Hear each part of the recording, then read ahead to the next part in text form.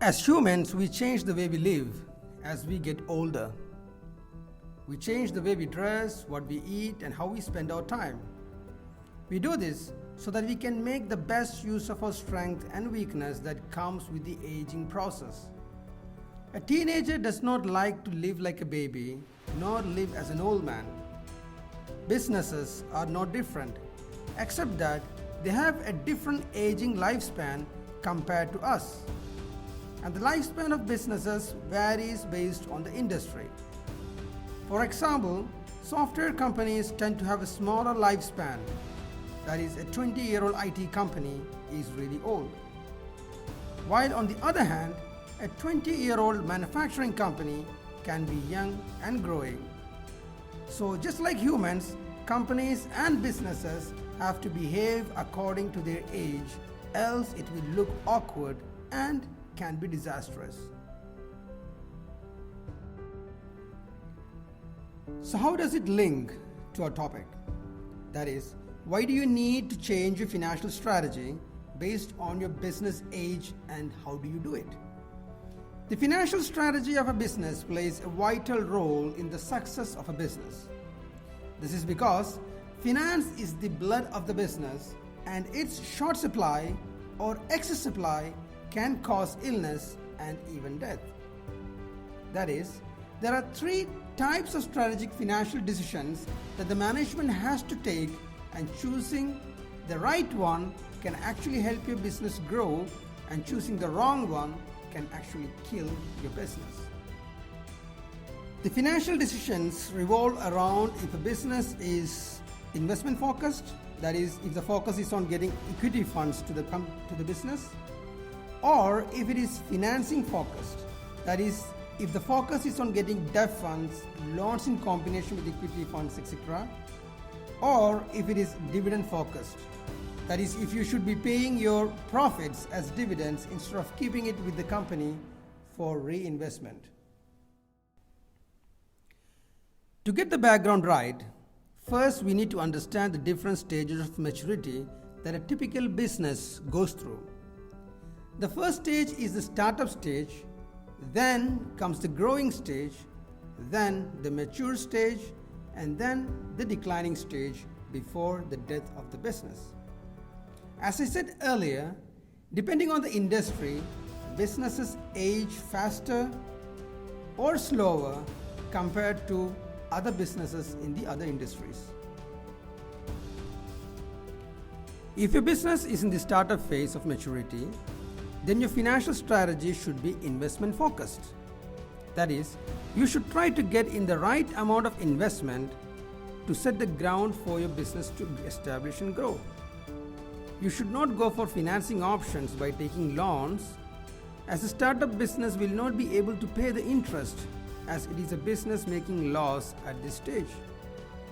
You should also not commit to profit distribution or dividends, as at startup stage businesses don't make any profits. Such commitments to investors will lead to problems. If your business is in the growing stage, then you have cash flows coming in and you see growth there. This is the time to shift from investment focus to financing focus.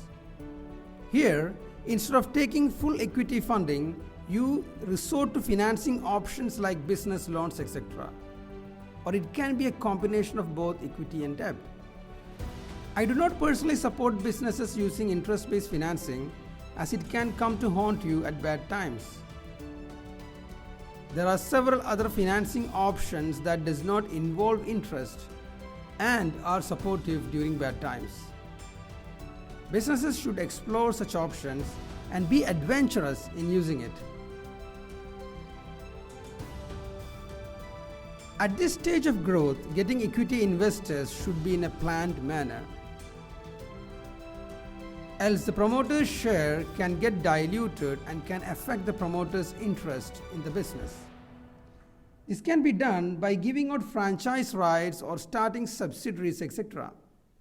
Also, at this stage, since the business is growing more than the hurdle rate of the investors will be interested in your business reinvesting the profits into the business itself. Now, the hurdle rate is the minimum return that someone expects, so that if the return that you have for your investors is more than their expected expectation, then you can reinvest their profits into the business again.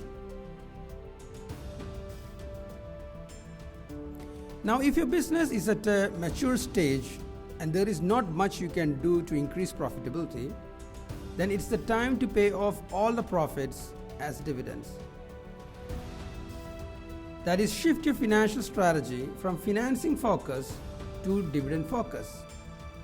Here the assumption is that investors can use the profits that you give them to invest in better opportunities outside. So basically you're doing a big favor, or you're doing your right towards the investors. Now, I know you might be thinking, how practical is this?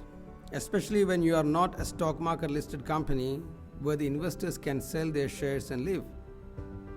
For such businesses, these principles still hold true, but with a little tweaking.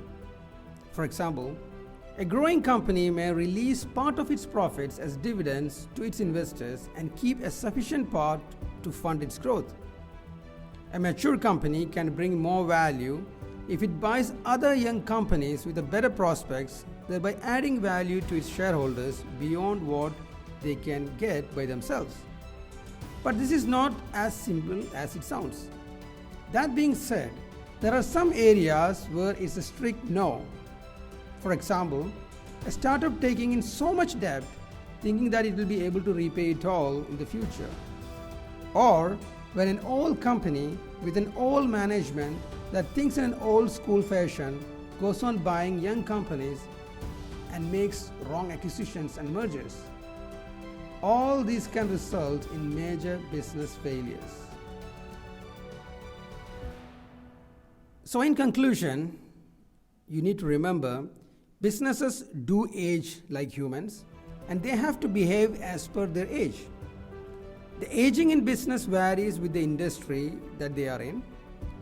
And for businesses to stop aging or reverse aging, it needs a total change inside the organization, which includes a change in the vision, the CEO, the board of directors, the senior team, the work culture, etc. Without which, the change is only a plastic surgery and superficial.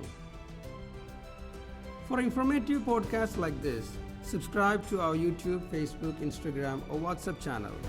And if you wish us to do a workshop on this subject to your partners or board of directors, you can call us at 0091 7558 900 800 or email us at info@aascglobal.com.